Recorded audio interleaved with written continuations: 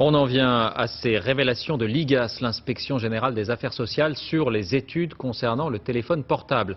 Dans leur rapport publié aujourd'hui, les enquêteurs s'interrogent sur l'impartialité des experts qui ont été chargés d'évaluer les risques sanitaires liés au mobile. Ils avaient conclu à l'absence d'effets identifiés. Eh bien, on apprend que plusieurs de ces experts étaient rémunérés par les industriels du secteur. Ça fait désordre. François Baudonnet, Franck Brisset.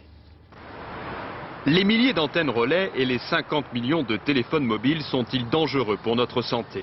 Depuis des années, les études officielles prouvent le contraire. Mais des associations ont toujours remis en cause l'objectivité de certains experts qui les ont menés. Pour la première fois, un rapport, lui aussi officiel, va dans leur sens.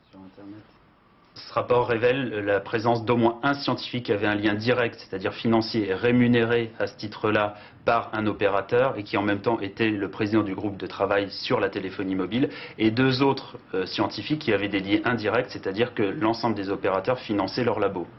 Ce rapport a été rendu public sous la pression de deux associations. Il critique l'AFSE, l'Agence française de sécurité sanitaire de l'environnement. Il affirme que ces méthodes d'expertise présentent des insuffisances. Au ministère de la Santé, on affirme avoir déjà amélioré le fonctionnement de l'agence, mais on défend le système de choix des experts. De n'avoir comme experts que des personnes qui n'ont absolument aucun lien, on risque fort de n'avoir ou pas d'experts du tout, ou des experts qui en fait ont peu de compétences.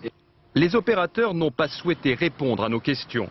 Ce rapport n'affirme pourtant pas que le téléphone mobile est nocif pour la santé, mais il vient renforcer ceux qui se battent pour plus de transparence.